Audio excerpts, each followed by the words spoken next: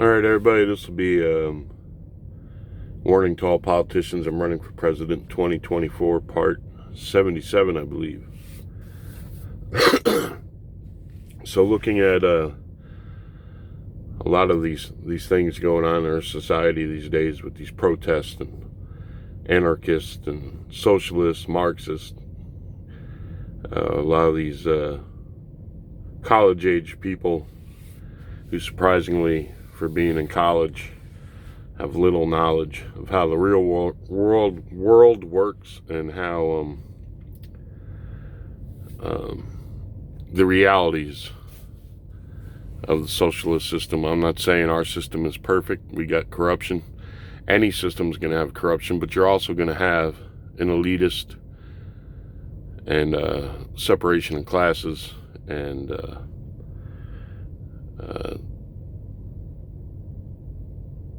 what people will call a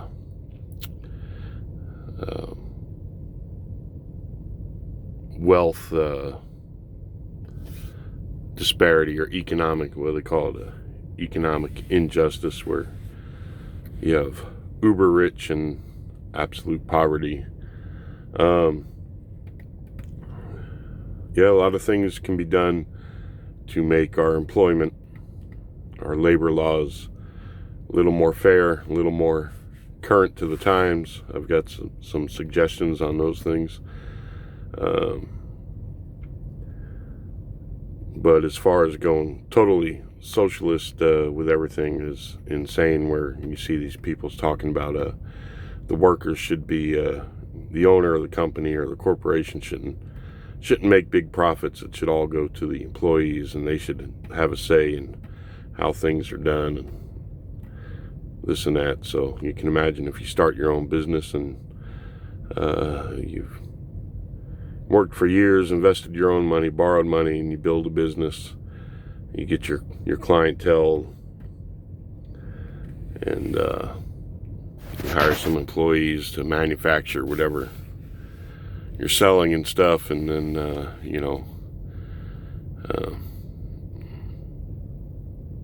not all, but let's say some of them are pretty much walk right in off the street, and within a month they want to have a share of your wealth. They should be an equal partner. Some waste case who spends his weekends in a drunken, weed-soaked environment, and probably a lot of his time during the week too, never showed effort for anything, and all of a sudden he should get wealthy off of your blood, sweat, and tears.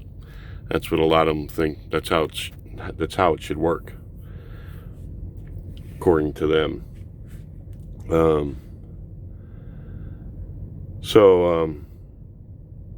One of the things about our society is it is a free society with a free press, and you look at a lot of the countries around the world, the reason they don't have a free press and they have state-run news agencies and they have stories they can tell and stories they can't is because they know the threat of propaganda and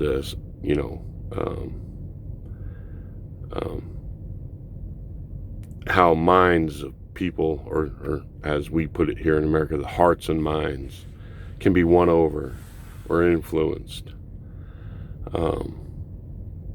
to turn people against their own governments and against their own people. So that's why you see that abroad in a lot of countries. And here, because, oh, look at that, how evil that is. That's state-run media and this and that. And in a lot of cases, it might be. There's a lot of cover-ups and a lot of atrocities and stuff. But if it's just used as a safeguard to say, no, you're not gonna put these types of stories on, or this type of programming to corrupt the minds of our people, there's a fine balance to it. But I think there is some merit to having some say over, because we do have even laws. We have laws against sedition and treason and stuff in this country. So laws about inciting riots, and now they got, hey, hate speech. They'll shut you down for hate speech and stuff. But um,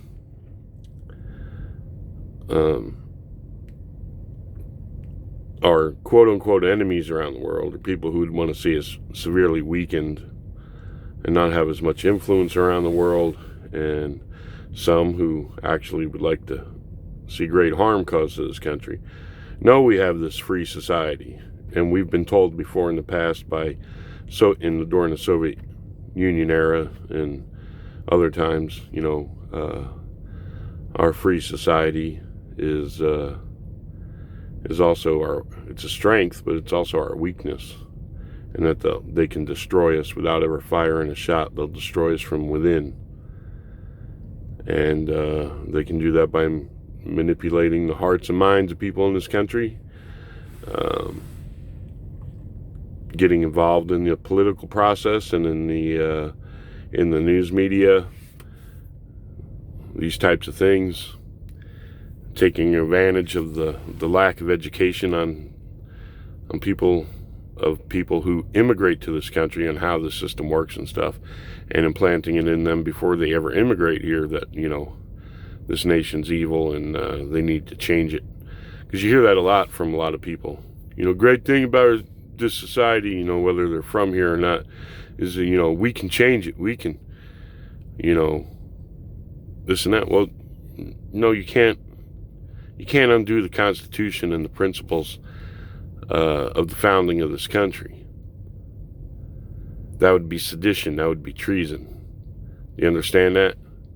Even though it's a democracy, you can't get a bunch of people together and say, "Hey, we're voting. We want to change America to a socialist or a communist country, or we want to do this." That ain't how it works. We're a constitutional republic with democratic principles. It's not the majority rules of the people. It's why you have things like,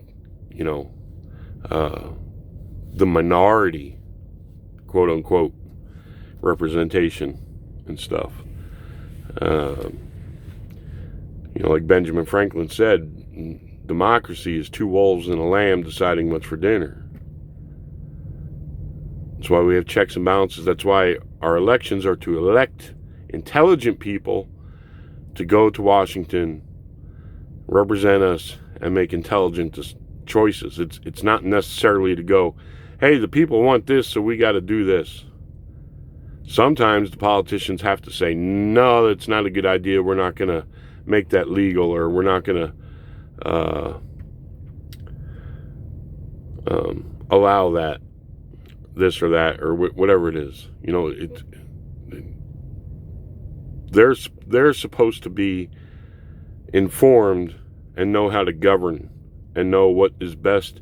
They're supposed to do what's best for the country using all the best data that they have and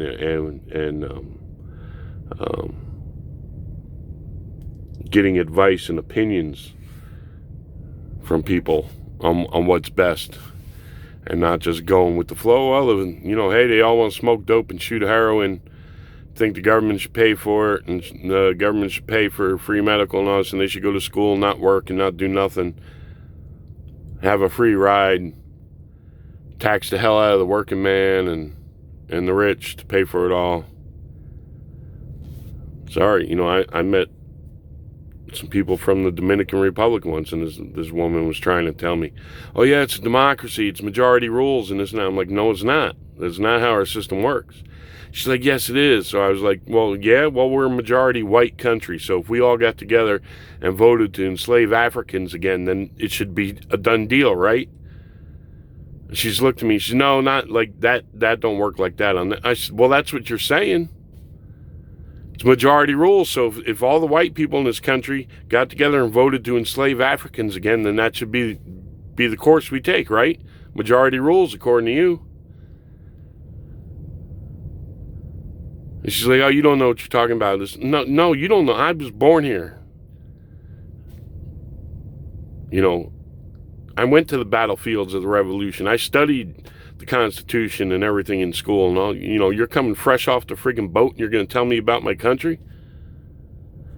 I'm sorry. It don't work that way, but a lot of people who come to this country get that idea. And you'll hear bozos in the news media echo, well, the great thing about America is we can change it and blah, blah. No, you can't change the principles of the country and what the country was founded on. And make it, hey, if you got socialist ideas and everything and stuff, why are you coming to this country anyway? All the other countries in the world you could go to. Or if you came from a socialist country, why'd you leave? Instead of coming here telling us we got to change, why don't you go back to your country and change it to the way you want it there? Why the hell are you coming here and telling us, hey, you got to change, you got to do this different, you got to change, and we want this and we want that? Go back to your own country to do that, or go to Canada, or go to one of the Scandinavian countries, go wherever. Go to Russia, go over to China and try and tell them how to run their country. Go wherever.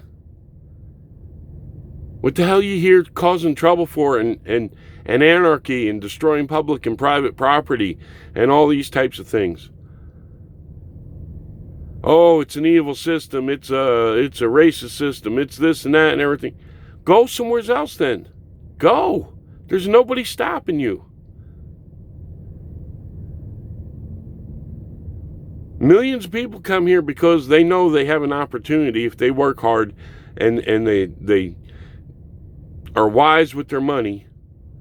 They can build way better life here than they can anywhere else in the world. Anywhere else in the world. In some of these groups, everyone, shouldn't be this disparity in wealth and everything.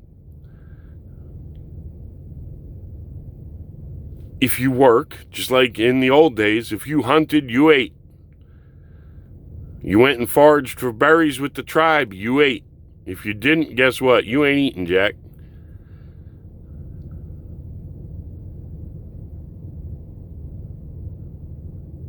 You're not going to be a freeloader. Get everything free. Some of these people going to college, they don't want real jobs. They want jobs where they can flap their jaws and tell everybody else what to do. They could be unemployed right now. Hey, here's a job. No, well, that's not what I want to do. Yeah, but you're looking for a job, right? You need a job. No, I don't want to do that. Well, shit, any job that pays your bills is a good job. There ain't nothing wrong with doing this. No, I don't. That's not what I want to do. I demand to do what I want to do. I'm not going to do anything else. Not going to be like other people and do what I have to survive and pull my own weight. Nope. I'm going to make society give me what I want. That's not how it works. Sorry, Charlie. That is not how it works. But a lot of them think that way. Okay, let's look at income. So you take a guy, and I'm not knocking anybody who does any kind of work, no matter what it is, however menial it is or whatever. But you take somebody who's washing dishes in a restaurant or something like that, a really low-paying, nobody wants to do job, who's mostly being done by illegals these days. But when I was a kid, I did it. So I want to know where my white privilege was, Mr. Obama. But take somebody doing that kind of job. Should they be making the same kind of money as somebody that's working outside, a bricklayer or something like that, or somebody who does tiles, puts down stone tile in new homes or something, or is working on skyscrapers and stuff? Should they be making the same money? Somebody busting their ass, risking their neck if they're up on them skyscrapers and stuff? Should somebody washing dishes at the local Denny's be making the same money as an iron worker up on a skyscraper? Or somebody that's working out in the suburbs, has his own little business, he's putting in tile floors in new homes or countertops or something? According to some of these people, everyone should make the same. Everyone's contributing, really? Okay, why should I go climb skyscrapers and risk my neck and everything if I can get a nice easy job washing dishes in a restaurant and making the same amount of money, making a union wage? Who are you going to get to do some of these hard jobs, these outside hot and sweaty jobs? Oh, that's right. You want to open the borders. It'll be all right, because it's already all right to you people to pay immigrants or illegals less. Maybe not you yahoos out in the street, you don't understand this, but a lot of the people above you understand this clearly, especially in California. They own the vineyards and all this and everything. You know, they need those people to come in and pay them cruddy wages, and them elites in Hollywood and stuff who have illegal maids and all this types of stuff, and you know, groundskeepers and stuff. They like the illegals. They get a good price, get a good bargain hiring illegals. And you people are supposed to be free choice, right? So if I own a business and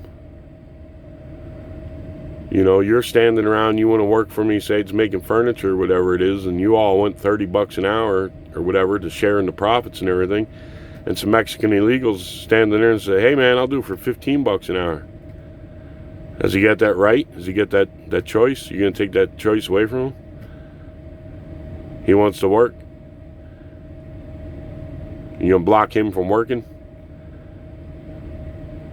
Probably if it's for somebody else, but if it's for the elitist who want the cheap labor in. So see that it'll be all right, because all you people, you don't want the real work jobs. You want the flap your gums, run around pontificating about all kinds of crap, and these counseling jobs and consulting jobs and you know, all these jobs have to do with psychology and all kinds of stuff that's not real. You know, blood, sweat, and tears work outside, physically doing anything. You don't want those kinds of jobs. You want those management jobs and stuff, so you can walk around in your skinny jeans and drinking your lattes, and you know, trying to outdo each other by talking about shit you really don't understand and using words you don't really understand, but you know, they're just big words, and you know, and then you want to tell somebody else below you they need to go do something. See, so you could care less what happens out in the real world. Go ahead, hire those illegals. Go ahead. You don't care. You don't want those jobs anyway. So let the illegals in. Let them do all that stuff. Because you don't want any kind of manufacturing job or any kind of construction job yourself or anything like that.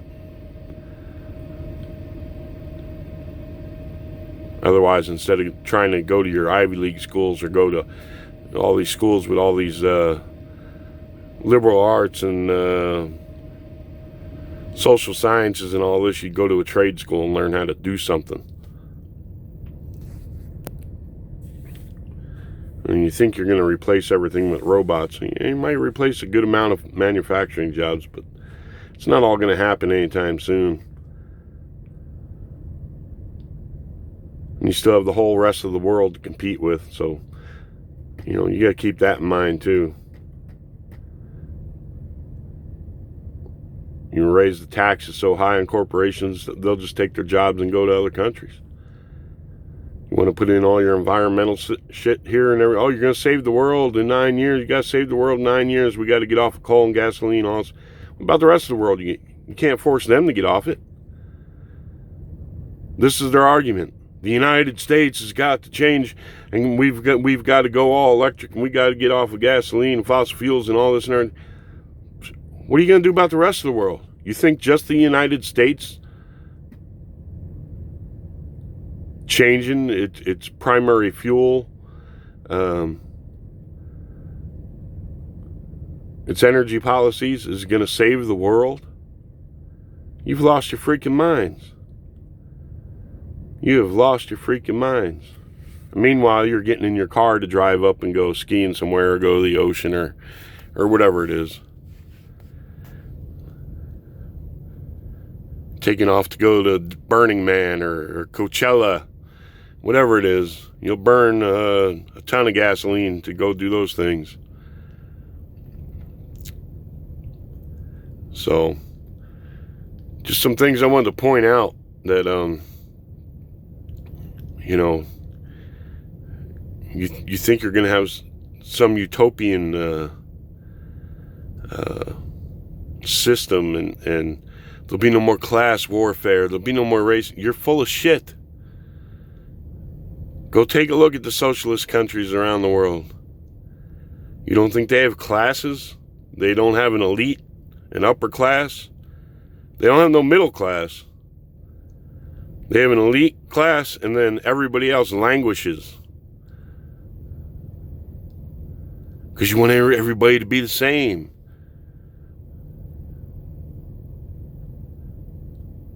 So you want to tax the shit out of the people in the middle, the people who are working, and give that money to people who don't want to work. And we give all kinds of benefits to all kinds of people who've never paid into the system. Come on into the U.S. Come on, here, we'll sign you. Here you go. Here's your food stamps. Here's your welfare. Here's your assisted housing. Here's your Social Security. Here's your free medical. Here you go. And coming soon, since you all can't afford to legalize pot, and you're committing crimes to get money to buy your drugs, so now we're just going to give you all a check every month, so you don't have to resort to a life of crime to buy your dope. I'm sick and tired of hearing the excuses. Well, the reason crime is high is because of the economic situations of people, this and that. And being poor is no excuse to go out and commit crime. Plenty of poor people in the world who wouldn't even lie. Never mind go out and steal. Honest, humble people. Salt of the earth. As poor as dirt. And they wouldn't do something corrupt like steal or hurt somebody or even lie or do anything.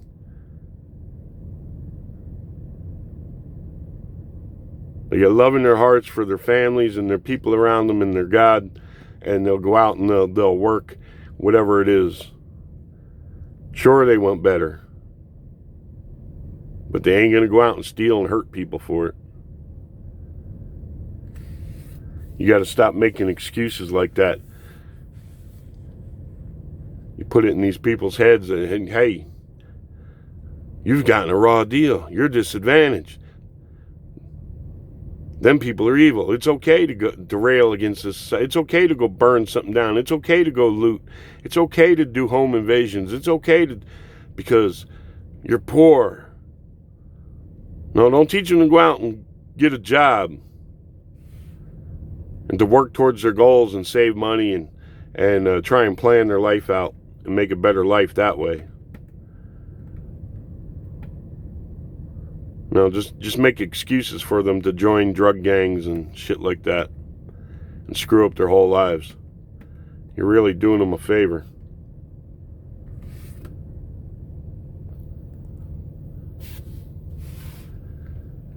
So these are just some of the things I wanted to point out. I'll point out a couple things about my ideas about the labor laws and stuff. So like minimum wage, I don't know what it is the federal rate is like now, but so you'd have different pay scales for different things. Like, so say part-time, here's what part-time would be. 9 hours a day, all right, up to 27 hours a week. And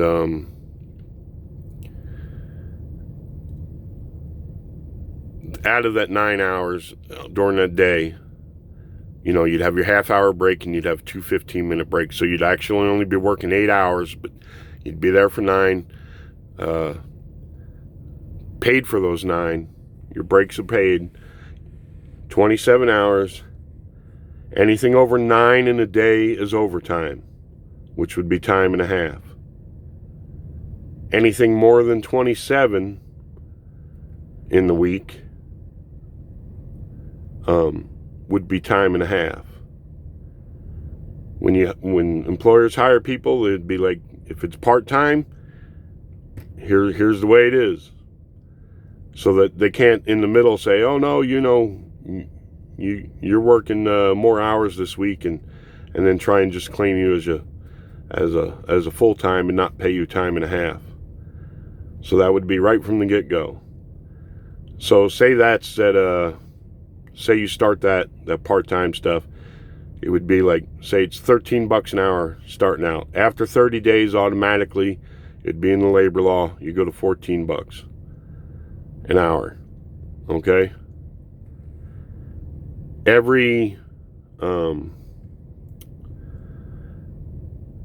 I kind of figured it out, but I lost train of thought now.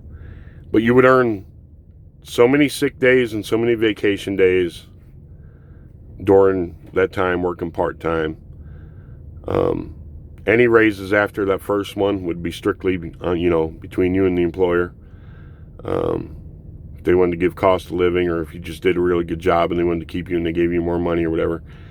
But the hours and the time and a half, and the first raise after 30 days, and I forget how many sick days I worked it out to and stuff, but we'd work all that. You get so many sick days, so many vacation days for the year or whatever. Then also an employer, so you start at 13, you go to 14, but also during that time, every hour you work, the employer pays another $1 per hour, which goes to your medical account, and another $1 an hour to your retirement. And those are like locked accounts, can only be used for said purposes. And that money's not taxed ever for your medical or for your retirement. The other money you make is on your wages and earnings. So, and then you take it to the next step, which would be like, your normal 40-hour week.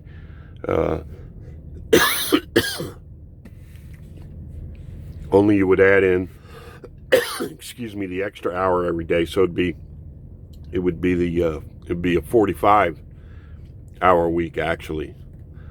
But you'd be paid for 9, anything over 9 in a day. Overtime, anything over the 45, overtime, time and a half. So that job's, say you would start that job at 14, after 30 days you go to 15, and also you would earn so many sick days and everything and also they would pay $1 an hour to go into each account for your retirement and your medical. So you're actually looking at 14, 15, you'd be looking at, that'd be $17 an hour. But only, $2 of that an hour would be going strictly towards for your medical account and for your retirement. And then so you'd have your next, like your salary, you want to call it your salary, because most people work in salary or 10 hours a day, whatever. So then you'd step it up. That would have a whole nother wage starting out, say it's 16 an hour or whatever, and then the same premise. Then you could have another schedule for a 48-hour week or 50-hour week or 60-hour week, and each one would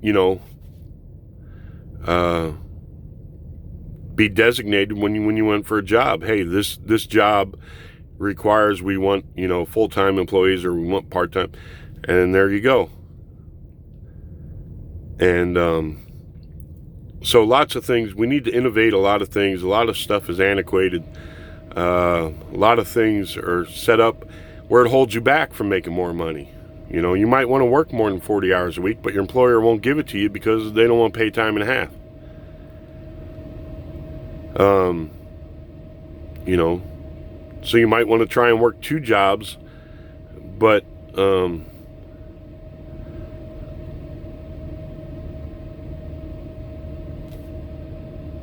you know, it's impossible to you know, get the right kinds of schedules and this and that to make it happen. Well, this would, there'd be more flexibility with this. You could have 2 part-time jobs each, you know, 27 hours a week each. That give you what, 54 hours a week. You can make more money. So anyhow, a lot of ideas like that, and you know, taxes would be reduced on the working class people. We'd have to take a look at corporations, you know, because if we're going to make them pay more, you can't have both. You can't charge them more taxes and also charge them more labor, this and that. You put them out of business, out of competition with the rest of the world. So you have to look at all those types of things. So anyway, I'll leave it at that and let y'all get going, and wish you all the best out there. God bless.